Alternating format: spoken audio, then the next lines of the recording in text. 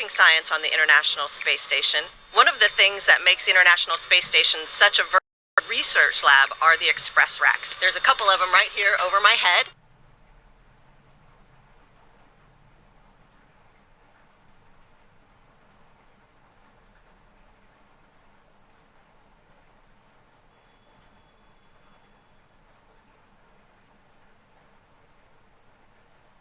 And the cool thing about these is that it allows different researchers from around the world to send up their own payload.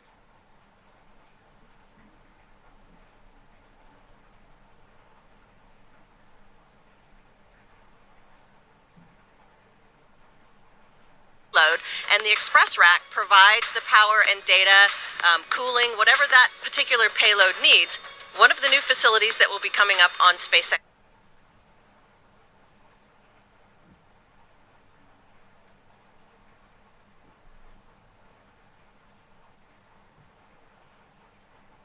SpaceX-23 cargo mission is called the Faraday Research Facility, and it's able to house 4 different experiments at once. 3 of them will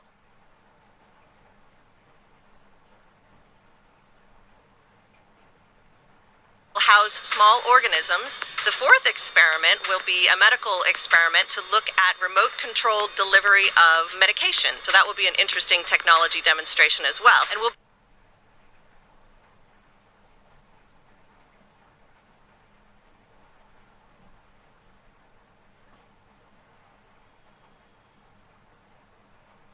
be able to install that facility into one of our express racks here in the laboratory.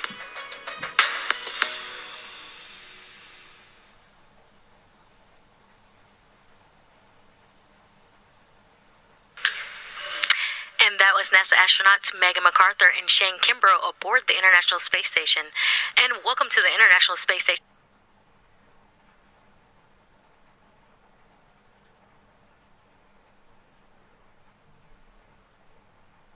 Flight control room. I am Shaniqua Vereen, live at the Johnson Space Center here in Houston, Texas.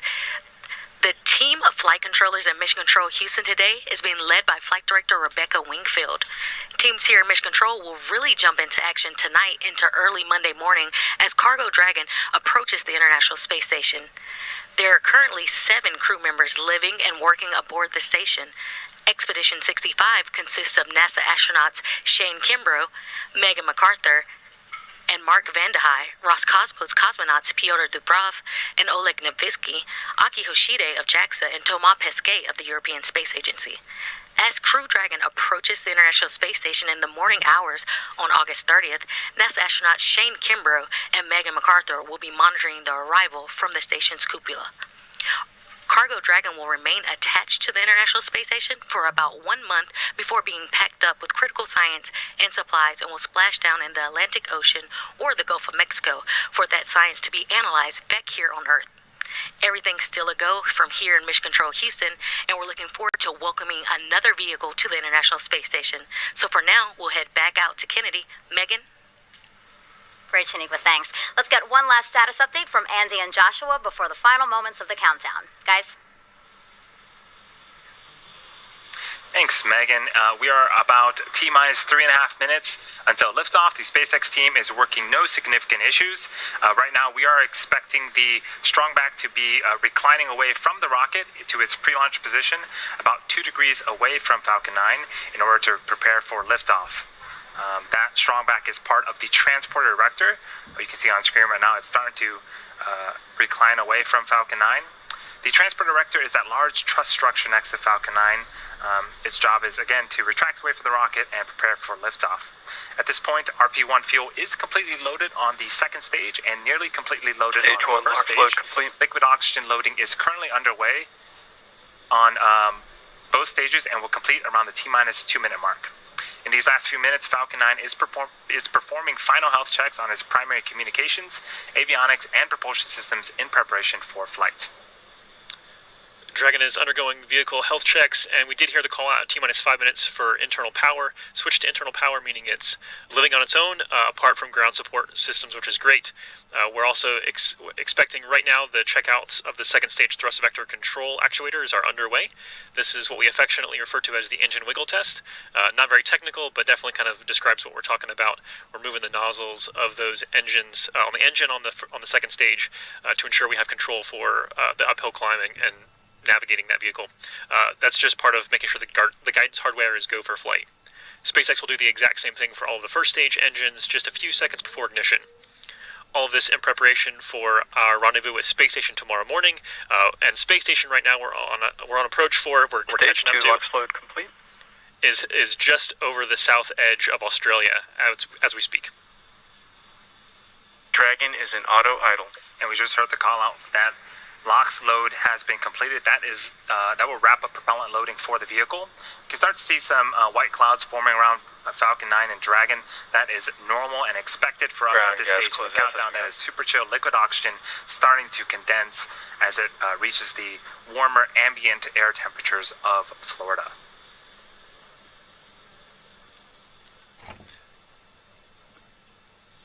Through the rest of the countdown, we're going to hear a few call-outs, but by and large, we'll just listen in here and walk through as Dragon finalizes its preparations and the team verifies we're go for launch. Falcon 9's in startup. Dragon is in countdown.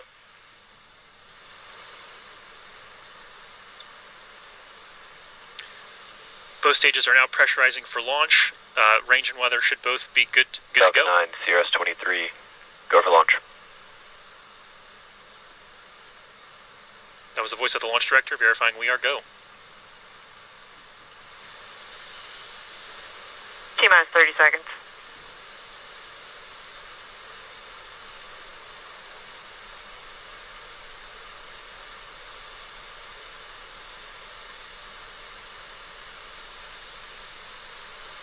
T-minus 15 seconds. 10, 9, 8, 7, 6, 5, 4, 3, 2, 1, 0. Ignition and liftoff. Cargo Dragon takes flight, continuing a busy year of deliveries to a crew of 7 aboard the International Space Station.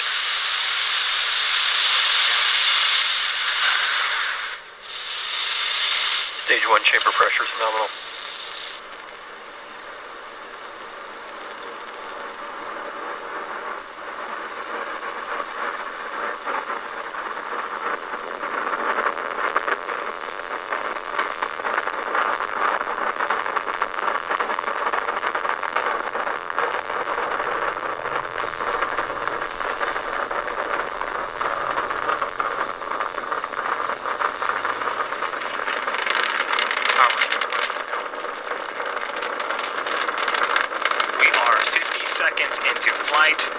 Falcon 9 has cleared the tower and is currently headed to space. In about 15 seconds here, we're coming up on max Q. This is where the vehicle will experience the highest amount of aerodynamic pressures.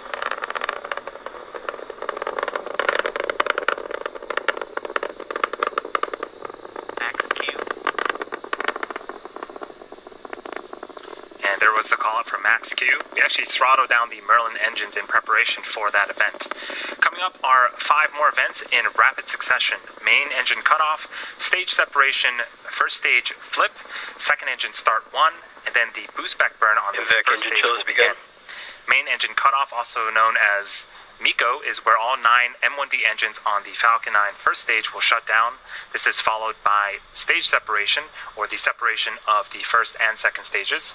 From there, the first stage will flip to prepare for re-entry and landing a few minutes later, and the Merlin vacuum engine on the second stage will ignite to boost Dragon to low Earth orbit, and that's also known as SES-1.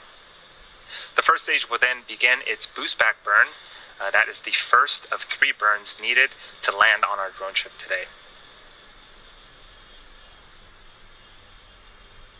The first of those 5 events, main engine cutoff, is coming up in about 10 seconds.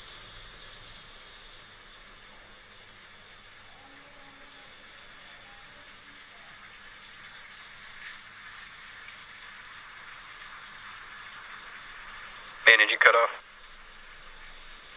Stage separation confirmed.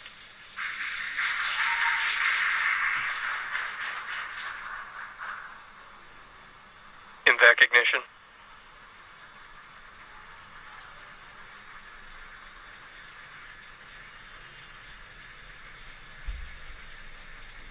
Stage 1 boost back burn startup. Okay, those were those 5 events. A lot happening on screen. Main engine cutoff, stage separation. The first stage performed a flip. Second stage on the right-hand side of your screen ignited its Merlin vacuum engine. And on the left-hand side of the screen, we're in the middle of that first stage boost back burn. Looks like we are getting some really cool views Stage 1 boost back shutdown. contrails being produced by the first stage.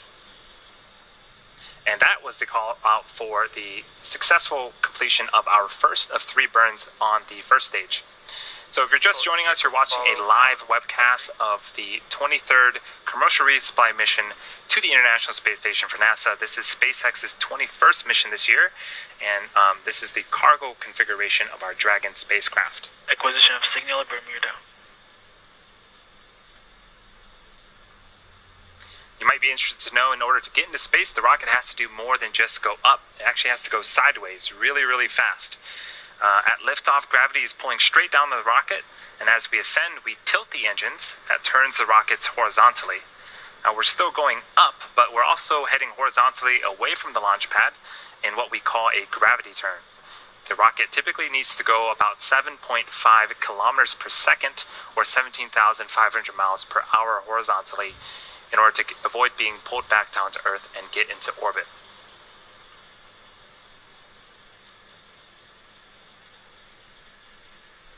On screen again is the view of the Merlin vacuum engine on the second stage. On the opposite end of that engine is our Dragon.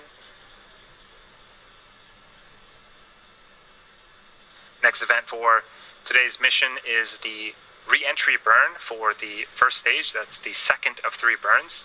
This is where 3 of the Merlin engines will reignite, and this helps to slow down the stage as it re-enters the upper parts of the Earth's atmosphere.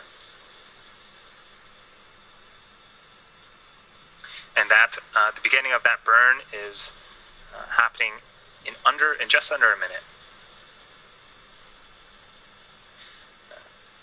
Seems like we've lost the video footage of the first stage. Hopefully we can get it back in order to see that re-entry burn. But on the bottom left-hand side of the screen is a speedometer of sorts tracking the velocity of the first stage. As we begin that second burn, watch for that speed to slow down, and definitely once we hit the denser parts of the atmosphere, we'll start to see the speed slow down quite significantly.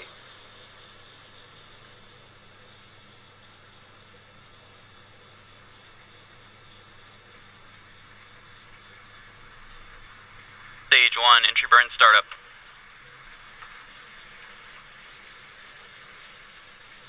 And there is the beginning of the entry burn. 3 Merlin engines have relit and are currently slowing down the first Stage 1 entry burn shutdown.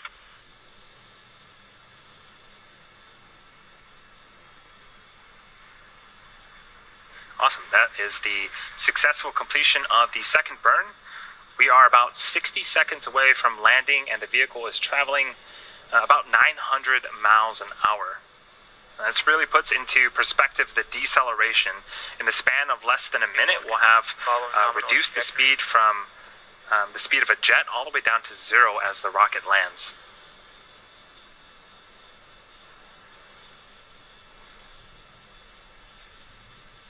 And again, this is our brand new drone ship, a shortfall of Gravitas. This is going to be the first time that we are making a landing attempt on it, and it's currently perched out in the Atlantic Ocean waiting for that first stage booster to return to it.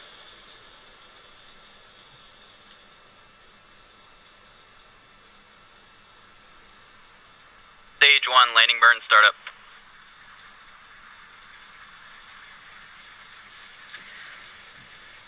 A single engine, the center engine number 9, has relit in preparation for landing.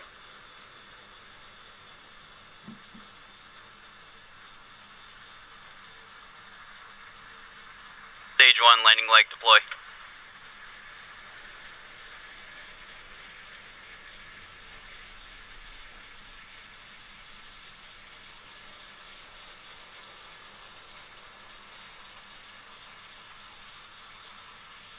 Stage 1, landing confirmed. And that is the 90th successful landing for an orbital-class rocket, and the very first for our new drone ship, a shortfall of gravitas. That is a beautiful thing to see, and a great way to start off today's mission.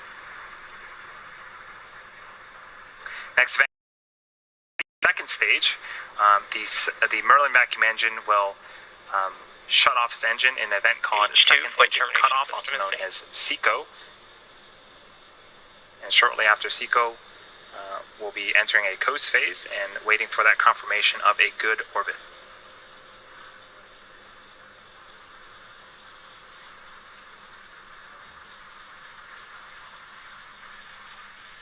SECO.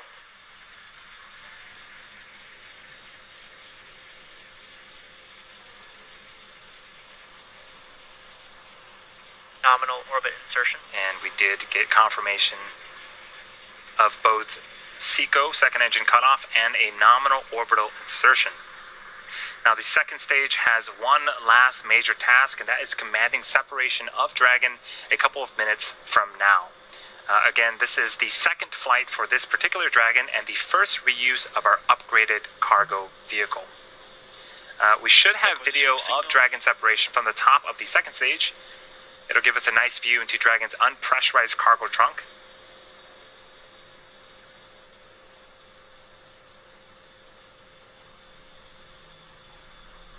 And when this Dragon makes its way to the International Space Station, it will be joining the Crew 2 vehicle Endeavour, currently on orbit and attached to the International Space Station. It's going to be super cool to see two Dragons dock to the International Space Station once again. And again, for cargo, we will be delivering over 4,800 pounds of science, research, crew supplies, and vehicle hardware to the orbiting laboratory and its crew. This includes the brine shrimps and ants that we had talked about earlier in the broadcast. Now, the science and research being done in microgravity on the International Space Station has benefited our lives here on Earth for decades.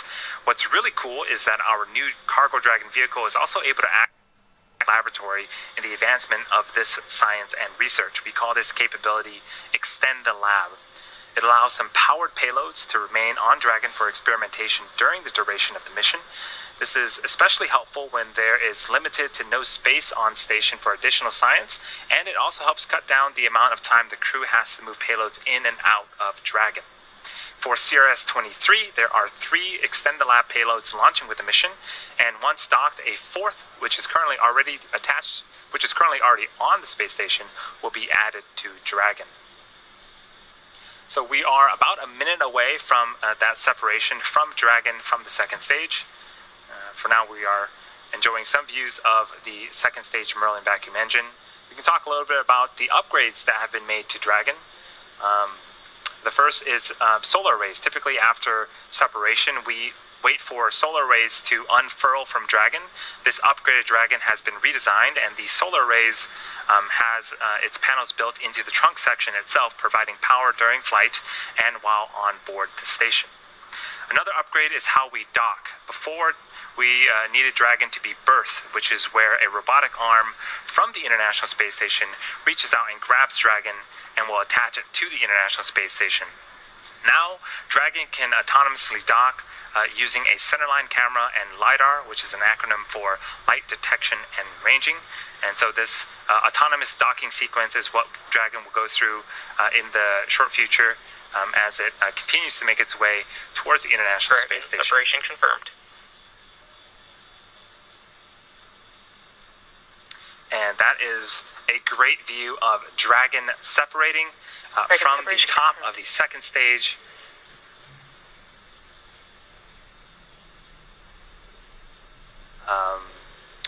Now the service section Dracos will undergo some checkouts.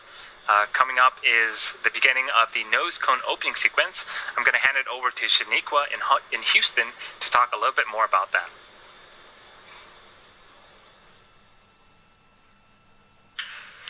Thanks, Andy. Everything is still going well back here in Houston and Mission Control Houston. Right after Dragon separated, it began a series of automatic checkouts, including some small firings of the Draco maneuvering thrusters. The next milestone is the nose cone deploy. The nose cone protects the docking hardware and rendezvous and tracking elements on top of Dragon during ascent. The nose cone deployed uncovers the 4 forward bulkhead thrusters, which Dragon will use for its major burn maneuvers to catch up with the space station. Once open, the nose cone will stay in that position until the very end of its mission, closing prior to re-entry to provide some additional protection through that same hardware during re-entry.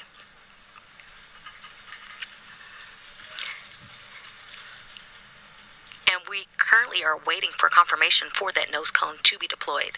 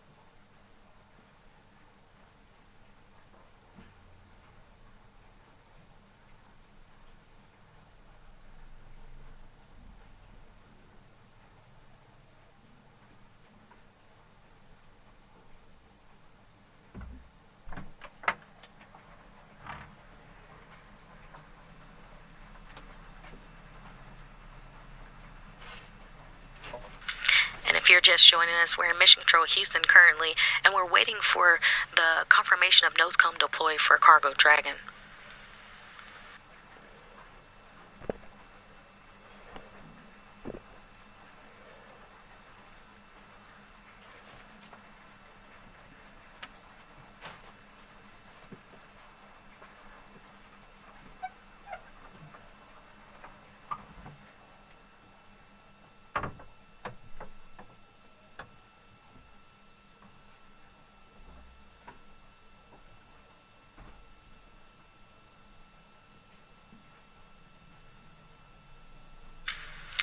And as we still wait, we do have a special guest. Now joining me on the phone is manager of the International Space Station Systems Engineering and Integration Office, Jeff Aaron. Jeff, can you outline the major activities for the crew with CRS-23 for us? Sure can. In a word, they're going to be extremely busy conducting research. There's more than a metric ton of research arriving with SpaceX 23. Much of which needs to be removed in hours to days to start the science and research mission, because most of which will be completed in the entire 30-day mission while SpaceX is on orbit. And then much of that science needs to return with the vehicle upon its departure. So in addition to the research mission, the crew will be conducting 3 EVAs over a 10-day period of time, 2 EVAs on the Russian segment, where 2 new power cables will be installed to enable additional power transfer to the new module. The module that just arrived actually a month ago today, the multi-purpose laboratory module.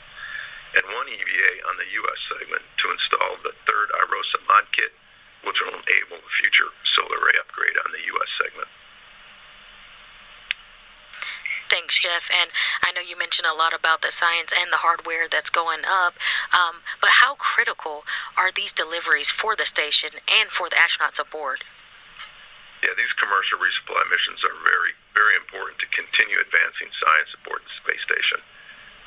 Over 3,000 experiments have been conducted during the station's lifetime, which we're now approaching, coming up on 21 years of continuous human presence. On this flight, SpaceX is packed with more than 2 metric tons of supplies, research, technology demonstrations, and hardware.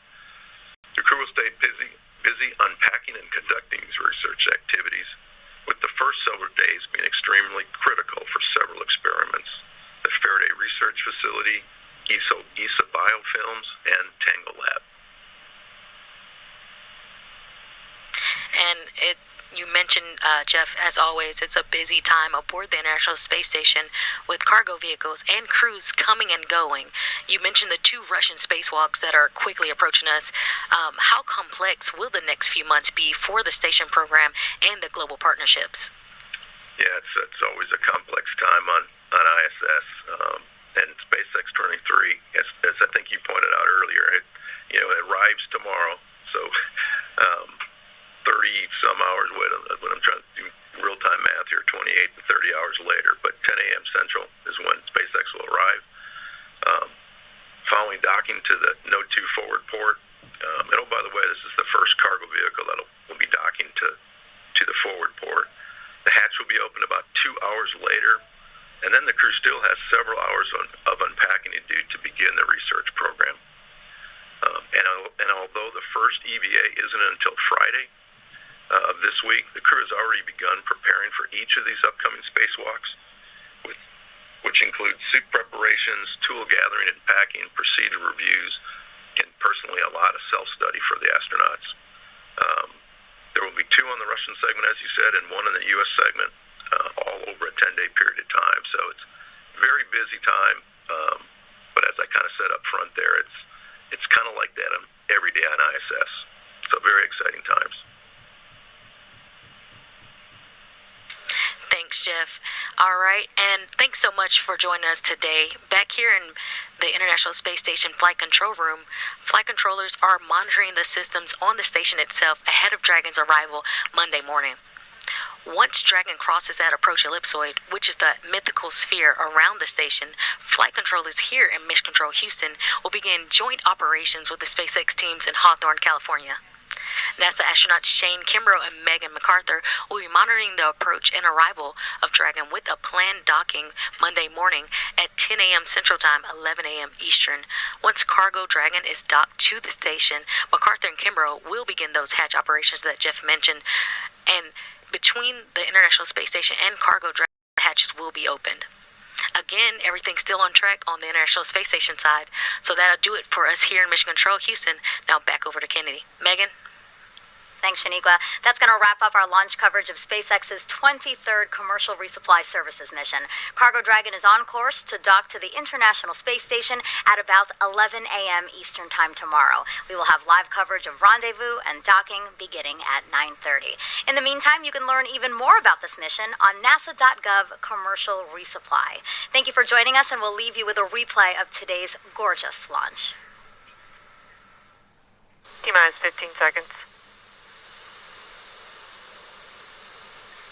10, 9, 8, 7, 6, 5, 4, 3, 2, 1, 0. Ignition and liftoff. Cargo Dragon takes flight, continuing a busy year of deliveries to a crew of 7 aboard the International Space Station.